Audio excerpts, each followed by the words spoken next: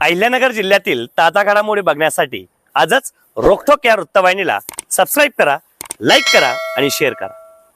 कोपरगाव नगरपालिकेचा विजय हा एकीचा आणि असत्याविरुद्ध सत्याचा विजय असून नगरपालिका झाकी आहे, जिल्हा परिषद आणि पंचायत समिती अभी बाकी आहेत, असा विश्वास युवा नेते विवेक भैया कोल्हे यांनी व्यक्त केला। आगामी जिल्हा परिषद व पंचायत समिती निवडणुकांसाठी कार्यकर्त्यांनी जोमाने तयारीला लागावे असे आवाहन त्यांनी केले। नगराध्यक्ष पराग संदान, उपनगराध्यक्ष जितेंद्र रणशूर आणि गटनेते प्रसाद आडाव यांच्या निवडीबद्दल तसेच विवेक कोल्हे यांच्या सत्कार प्रसंगी ते बोलत होते।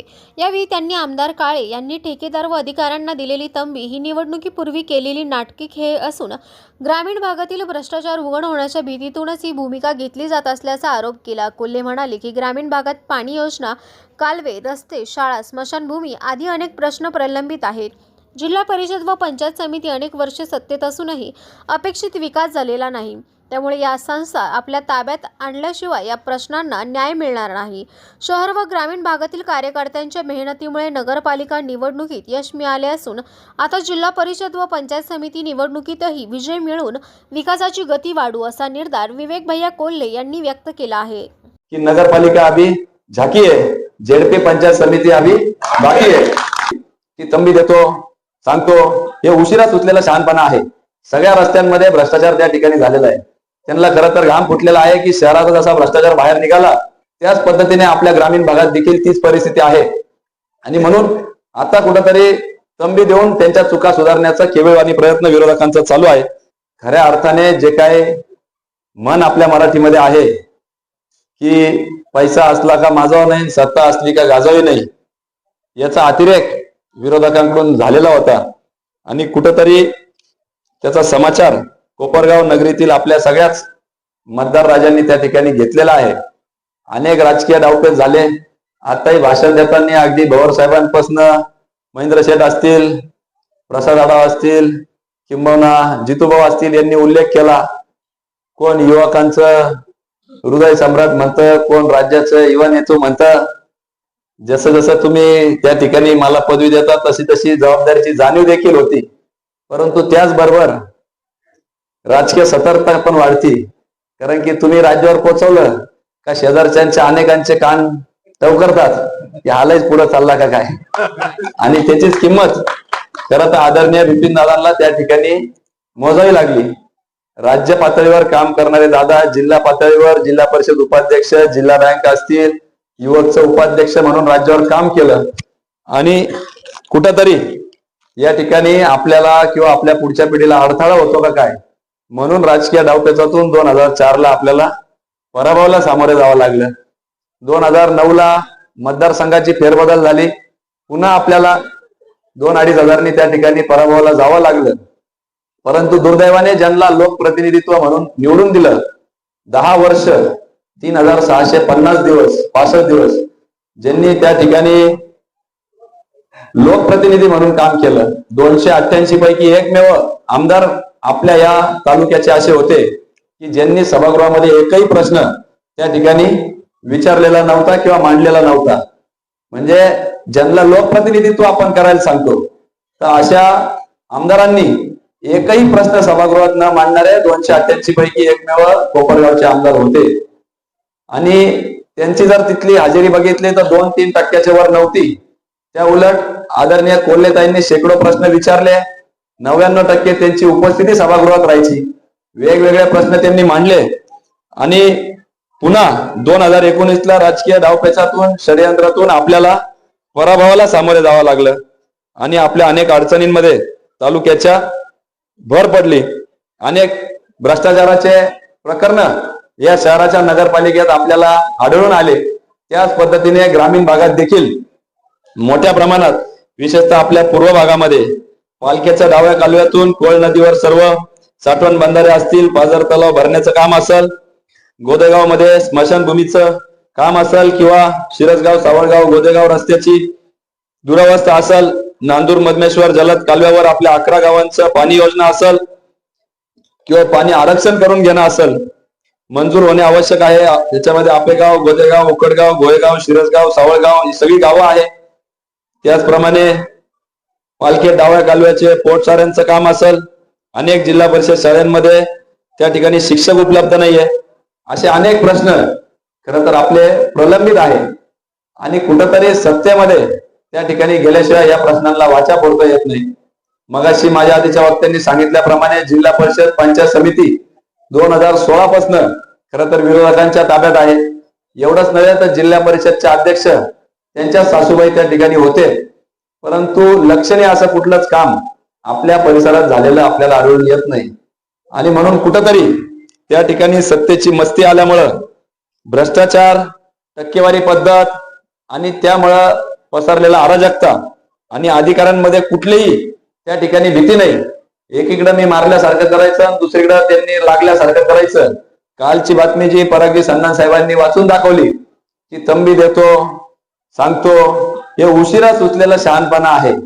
सगळ्या रस्त्यांमध्ये भ्रष्टाचार त्या ठिकाणी झालेला आहे. त्यांना खरं तर घाम फुटलेला आहे की शहराचा जसा भ्रष्टाचार बाहेर निघाला, 72 किलोमीटर शहरातल्या तिथं 75 कोटी रुपये खर्च झाले. म्हणजे असा सगळा भ्रष्टाचार आणि कुठलंही काम त्या ठिकाणी एक अतिशय निकृष्ट दर्जाचं काम झालेलं आहे. त्याच पद्धतीने आपल्या ग्रामीण भागात देखील तीच परिस्थिती आहे. आणि म्हणून आता कुठंतरी तंबी देऊन त्यांच्या चुका सुधारण्याचा केवळ आणि प्रयत्न विरोधकांचा चालू आहे.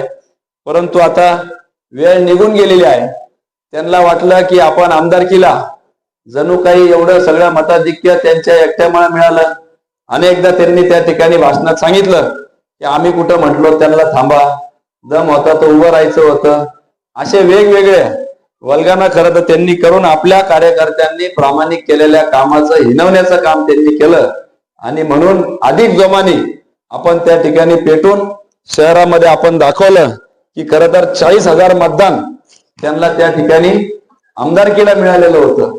परंतु तेच 40,000 मताधिक्य नगरपालिका एका वर्षाच्या आत 18,000च्या आत ते आणलं आणि त्यांची जागा शहरवासियांनी दाखवून दिलेली आहे. म्हणून आपल्याला देखील या ठिकाणी खरं तर ज्यांची जेवढी लीड त्यांना मिळाली होती शहरामध्ये 18,000च्या वर लीड होती, तेवढं सुद्धा मताधिक्य त्यांच्या उमेदवाराला त्या ठिकाणी मिळू शकलेलं नाही. आणि म्हणून आपल्याला देखील भविष्यामध्ये या सगळ्या गोष्टीकडे जर लक्ष द्यायचं असेल तर निश्चितपणाने जिल्हा परिषद पंचायत समिती ही ताब्यात घेतल्याशिवाय आपल्याला जमणार नाही. आणि म्हणून मला कार्यकर्त्यांना सांगणं राहील की नगरपालिका अभी झाकी आहे, जेडपी पंचायत समिती अभी बाकी आहे. आपल्याला जोमाने कामाला लागायचं आहे. आणि आपला असा उत्स्फूर्त प्रतिसाद बघता मला खात्री पटलेली आहे की येणाऱ्या जेडपी पंचायत समितीमध्ये आपण गुलाल घेतल्याशिवाय राहणार नाही, याची मला खात्री पटलेली आहे. परंतु एक दिलाने एकजुटीने, नाही तर तिकीट तिकडे गेलं, इकडे गेलं, याला मिळालं चाललो मी, असं करू नका. पार्लिमेंटरी बोर्ड ज्याला तिकीट देईल त्याला आपण त्यांच्या पाठीमागे उभं राहायचं आहे. कारण की आपल्याला माहिती आहे की आपल्या ग्रामपंचायती, आपेगाव ग्रामपंचायत सरपंच इथं बसलेले आहे. अनेकदा छोट्या प्रश्नांसाठी देखील आपल्याला बीडीओ असेल त्या ठिकाणी धडकावं लागतं. आणि म्हणून अधिकाऱ्यांनी जर आपल्याला भांडायचं असेल, कारण की परागजी संदन साहेब यांच्या बरोबर नगरपालिकेच्या अनेक प्रलंबित प्रश्नांसाठी मंत्रालयात जावं लागणार आहे. परंतु त्याचबरोबर ग्रामीण भागातील देखील प्रश्न जर आपल्याला सोडवायचे असतील तर या सत्ता केंद्र आपल्या हातात असणं फार गरजेचं झालेलं आहे. अनेक प्रश्न आपले सोडवायचे आहे. पाण्याचा प्रश्न असेल, आमच्या युवकांचा रोजगाराचा प्रश्न असेल. अनेक ठिकाणी आज सकाळी देखील निघताना रोज एक तरी अर्ज, किमान तसे जास्तच येतात राजे, रोज एक तरी अर्ज माझ्याकडे येतात की त्या ठिकाणी नोकरी हा मोठा गहन प्रश्न आपला झालेला आहे. आमचे युवक माग बसलेले असतील, व्हॉट्सअप, रील, फेसबुक इकडं व्यस्त असतात, परंतु कुठंतरी बेरोजगारी हा मोठा प्रश्न आपल्याला भेडसावतो आहे. आणि अनेकदा मी सांगतो, माझ्याकडे जेव्हा ते येतात, भैया आम्हाला फक्त लग्नच व्हायला याचं, लग्न होसारखं व्हायला याला. खरं आहे का नाही? आपण सुटून गेलो बाकीचे सगळे. आपल्यास काही नव्हतं, काही शेती आहे का देऊन टाका चाल का. आता भानगड अवघड झालेली आहे. सगळं आता मुलींच्या ताब्यात गेलेलं आहे. ते म्हणतात शेती आहे का, ओके, आणि मग नोकरी कुठे म्हणतात. नोकरी नसल्यामुळे फार पंचायत झालेली आहे. अनेकदा संचालक काही येतात, काही नाही म्हणे, एवढं फक्त लग्न होतं लावा, नंतर घरी काढून देऊ म्हटलं. आता एक फसवे काम नका जाऊन मला. आणि मोठा गहन प्रश्न झालेला आहे. आणि त्यामुळं चुकीच्या मार्गाकडे आपले युवक वळतात. सामाजिक प्रश्न आहे. आणि आज जर आपण दूरदृष्टी ठेवून धोरण आखलं नाही कोपरगाव तालुक्याचं, निश्चितपणाने येत्या कालखंडामध्ये ती किंमत आपल्याला मोजावी लागल. पूर्वी पाण्याचा प्रश्न असेल, रस्त्याचा असेल, आज पाण्याचा प्रश्न देखील फार गंभीर झालेला आहे.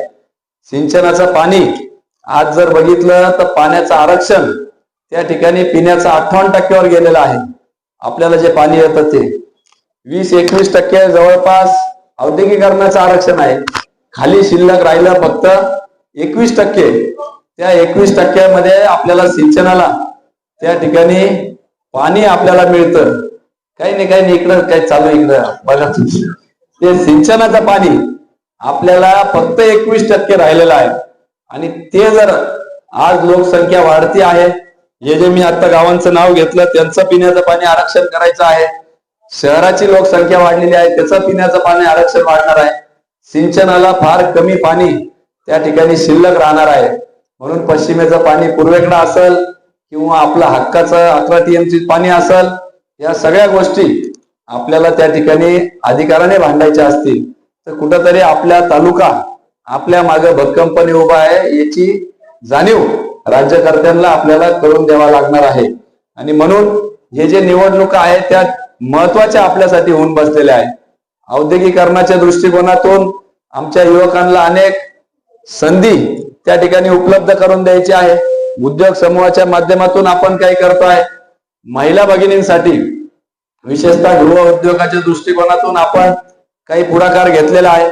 घर बसल्या त्यांना 8 ते 15 हजार रुपये महिन्याला कसे मिळतील याकरता आपण प्रयत्नशील आहोत. त्या ठिकाणी अगरबत्ती, फुलवात किंवा कापूर वडी किंवा त्या ठिकाणी बॉलपेन बनवण्याचे काही गृह उद्योगाच्या कंपन्यांशी आम्ही बोलणं केलेले आहे. ते आपल्याला सगळं काही पुरवणार आहे आणि पर्यायाने आपल्याकडून ते विकत घेणार आहे.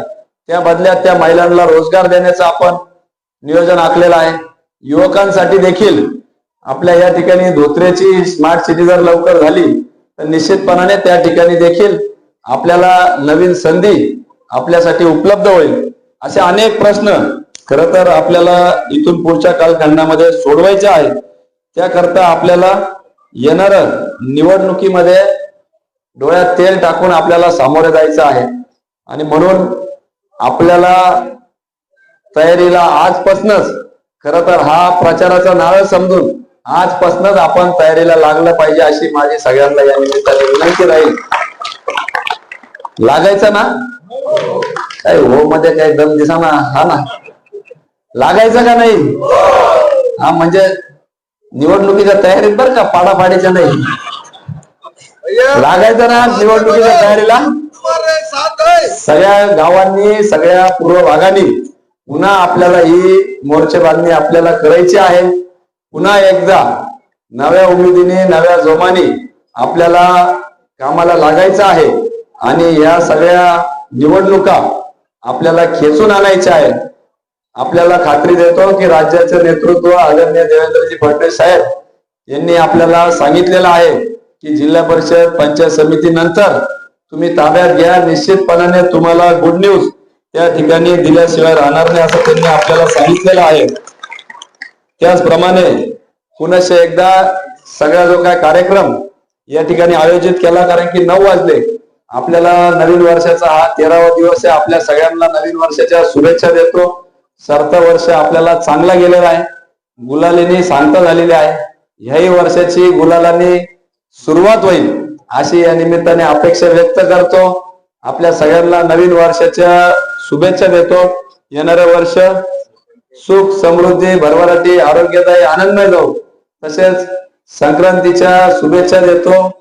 जे जे इच्छुक असतील नसतील, वेगवेगळ्या पदावर आहे, कार्यकर्ते आहे, सभासद आहे, सदस्य आहे, त्यांनाही तिळगुळ घ्या, गोड गोड बोला. फक्त संक्रांती पुरते नव्हे तर वर्षभर बोला. आणि सगळ्यांना तळागाळापर्यंत आपल्या योजना वेगवेगळ्या माध्यमातून पोहोचण्याचा प्रयत्न करा आणि आपल्यासा करण्याचा प्रयत्न करा. आपल्यालाही संक्रांतीच्या शुभेच्छा देतो.